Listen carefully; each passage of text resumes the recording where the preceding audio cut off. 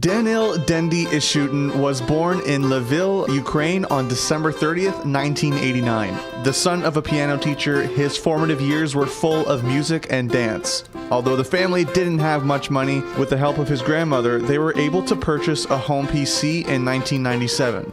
Dendi was instantly captured by computer games.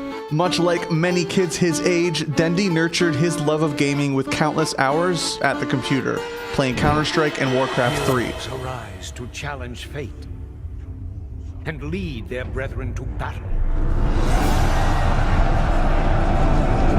Sadly, his father died of cancer when he was still young, and Dendi further retreated into gaming, devoting even more time to the PC to cope with the loss. It's like distractor. It was like a start time actually, and that's maybe one of the reasons why I'm playing now. Maybe I wouldn't play at all. As his skills improved, he began to participate and win some local Warcraft 3 tournaments, gaining a thirst for competition and a drive to be the best.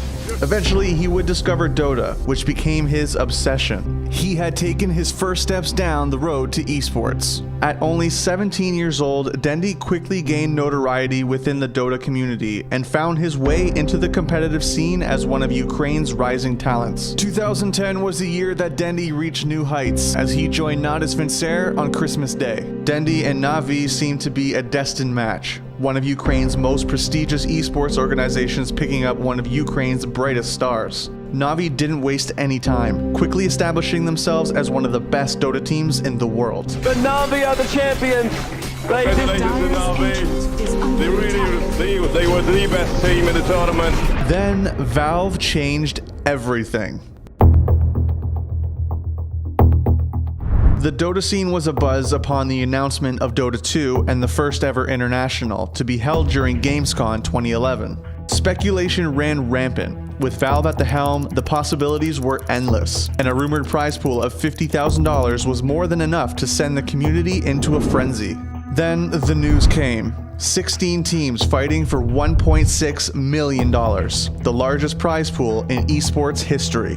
For most Dota fans and players, it was a mind-blowing amount of money, and for Dendi and Navi, it could be life-changing. Already one of the strongest teams in Dota, Navi received an invite to TI. But with so much on the line and every single one of the best teams from around the world there to compete, the road wasn't going to be easy.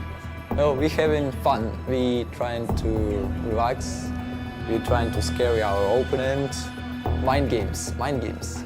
Dendi and Navi only dropped one game the entire event. But Navi are the champions!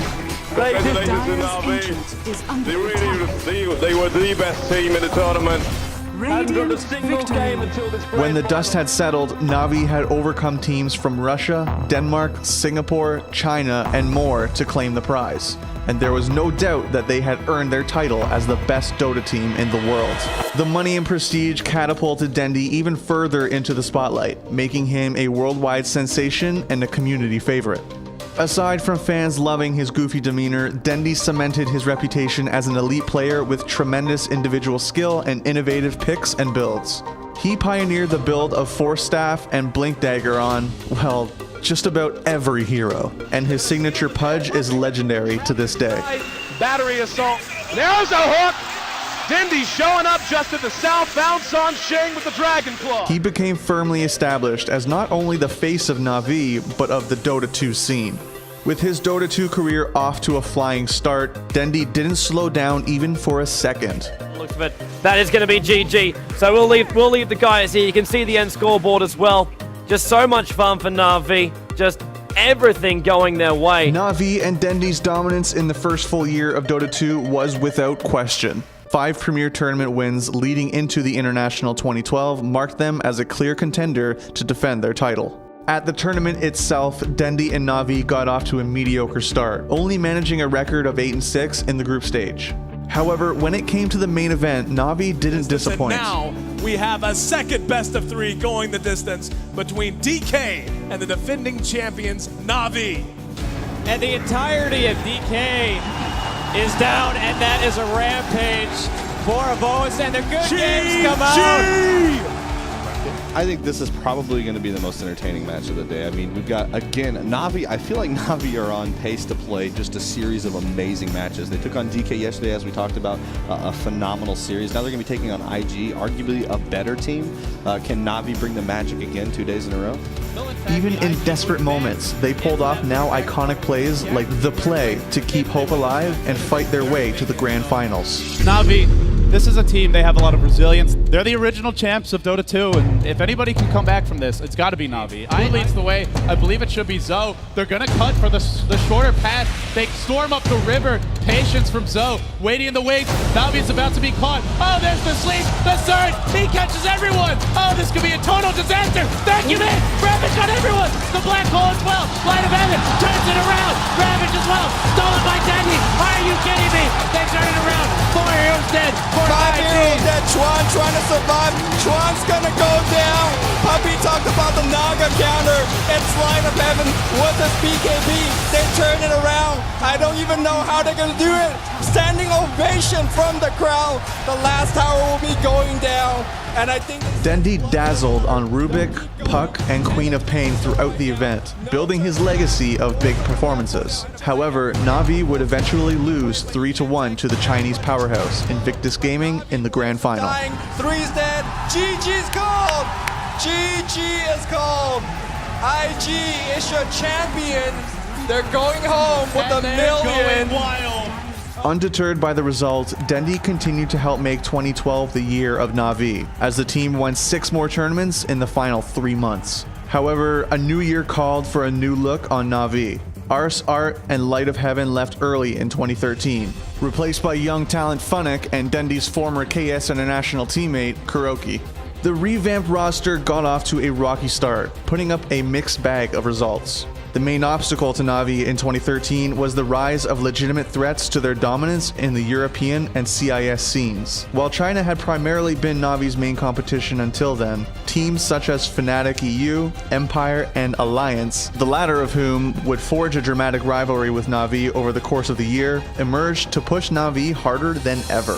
Central to Na'Vi's strategy was the consistent play of Dendi, who, despite the roster change, was still a very strong player and was a dominant 1v1 laner. Oh, max range finds her and gonna notch his first kill of the game. However, surging talent such as Mushi and S4 challenged and even surpassed Dendi, further placing strain on Na'Vi's usual game plan. Despite all these new obstacles, Na'Vi eventually found their feet towards the back half of the year and entered into TI3, winning 3 premier events in a row. Once again, Na'Vi looked set to prove that when push came to shove, they were still a force to be reckoned with when it came to the international. Mentally though, I think Na'Vi is still ahead because of their success in the past. Yeah, they definitely seem very comfortable right now. And Na'Vi, I don't think they're going to be too shaky. You have to remember, Na'Vi over in 2013 finished 12 tournaments so far, and 10 of them are first place. Na'Vi topped their group and ran the upper bracket all the way to the UB Finals, where they ran up against their dreaded rival, the nearly unstoppable Alliance. And with these kills, there it is! GG! Alliance puts together a 2-0 blanking of Na'Vi. After dropping that series 2-0 and falling into the lower bracket where they narrowly overcame the red-hot underdog Orange Esports Club, Na'Vi earned their second shot at Alliance in the grand finals. It all comes down to this. $2 million on the table. The rivalry, already intense enough to earn the moniker of Dota's El Clasico, here came to its ultimate conclusion, and the series has gone down in history as one of the best in Dota 2's illustrious history. The series got closer and closer as it went on, leading to the now legendary Game 5. It's Game 5 of a best-of-5 Alliance versus Na'Vi. $2 million at stake. Puppey's gonna find a mid, but isn't Puppey who gets caught or mid? But S4 just walked into a gang party. Here's your relocate. Here we go. Oh, Black Hole's still ready to go. The Kuroki's dropping low. Oh my god, hit so hard. But both trying to find a kill. Meanwhile, Dendi trying to focus on S4. S4 dies again. The relocate goes back out. Loda says, where's my bus home? Where's the bus? Because Dendi is dropping big mill strikes. And Na'Vi are pulling away with this game. Bulldog caught. Bulldog will fall. Triple kill for Dendi. Dendi looking for more. Na'Vi looked on the brink of winning it all, but Alliance outmaneuvered them to snatch away the title. They don't have enough But time. Oh, cancel TP. He's he canceled the beat. Puppey, he's not going to be back in the base. He's got BKB, but no boots of travel. Coil on two. Cancels Dendi's TP as well. They are in huge trouble. But it's caught. Now they go for the throne. Alliance surrounding from all sides. BKB, they won this round. They're going to do it. The Kings of the North. Alliance wins. They win TI3. Na'Vi finished second at TI once again, unable to recapture their throne despite being ever so close. The loss devastated the team. Havost went so far as to angrily call some of his teammates useless idiots on social media.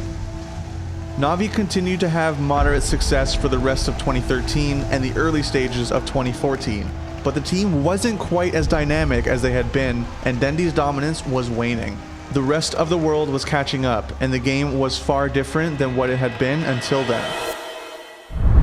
Havost gets doomed out, but Wisp Tether still up on him. He will get Hex up Overgrowth and focus down. Havost will fall Kuroki shortly thereafter. 3-0. Yeah, there's just pretty much nothing they can do. They focused whatever they needed to on the Tiny. Seems like Navi's really devastated by their loss, though. Going for the GG push, and it might be it. Na'Vi might be out here in the quarterfinals here at ESL 1, and it's GG. EG will take the victory. Na'Vi have been eliminated. And now in comes Sing Sing. That damage output is just too high. It's a double kill for Sing Sing, triple kill for Sing Sing, an ultra kill for Sing Sing, and GG. Na'Vi are out. Cloud9 have eliminated the three-time grand finalists of the International for Na'Vi. An early exit and 7th place from TI4 was a clear sign the winds of change were blowing. The next few years were more of the same for Na'Vi. While Dendi still occasionally turned heads, the team struggled and rarely made deep runs at events. They tried everything, including multiple roster changes that saw them bringing in veteran faces and rookie talent alike, but nothing ever seemed to click. The competition was simply too fierce for Na'Vi to keep up, and even at his best, Dendi was struggling to match his competition. As the decline continued, Na'Vi didn't receive an invite to the International for the first time, and although they still managed to attend TI5 via the qualifier, they bombed out of the event in 13th to 16th. This is effectively Okay, here we go. BKB Pod looking for Super, straight in onto the SF. The Pistol Blade drop. Can they kill him? Super getting low. He's down. They lost Super. Now Sonic Wave onto launch. He takes some though. They might lose him. Force, can they keep him alive? Also, no, he shallow grades himself. He shallow grades himself.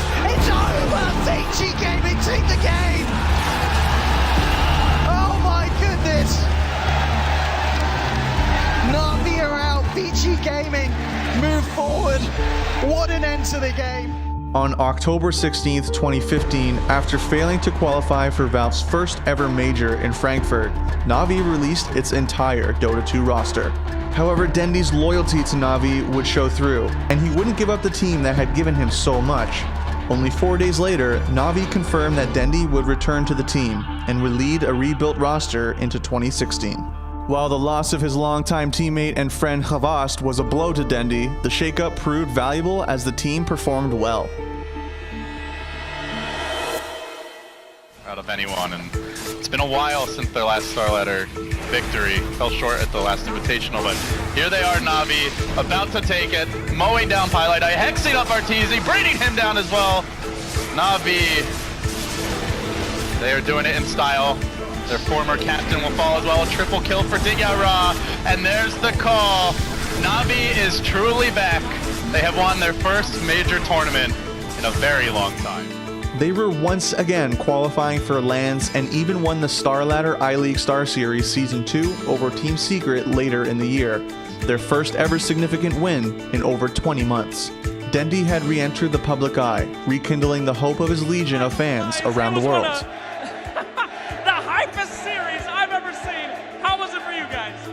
a better showing at the Manila Major 2016 was encouraging. Down, already bought the gem, doesn't have the buyback. Loda buys back, but he only crushes Seneko, and it feels like this is how it ends for Alliance. Not with a bang. This is a whimper. This is ugly. Even a Sunstrike massacring Alliance, running them down.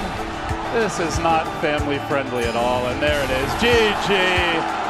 You give Na'Vi every last one of their signature heroes.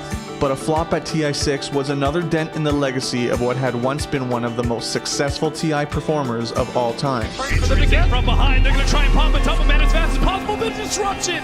Oh no, the save, and Matumba Man is back out with half HP. Still has a Song of Siren. Aren't they going to be able to get this kill? Oh, they're just going to reset this fight. Bada with the BKB exorcisms him out. Matumba Man will give himself some space, and Na'Vi gonna have to dig themselves out of a hole here. Vintage Rod trying to get some distance with the Hurricane Peg. Not gonna be the case. Seneko is gonna be able to survive for only a second extra. General, the only one to escape, but he too will fall as Na'Vi call it. The end to the game and the end of their run here at TI. While the recent history of Dendi may be one of struggle, uncertainty, and disappointment, it's also one of unflinching loyalty, dedication, and passion. From the glory days until today, Dendi has never lost his determination, his drive, or his smile. No matter the roster around him, no matter the situation, Dendi pours his all into every game, even more than 10 years after his competitive debut. This is what makes him a Dota legend, and thankfully, his story is far from over. Thanks for watching. If you want more great content, be sure to hit that subscribe button.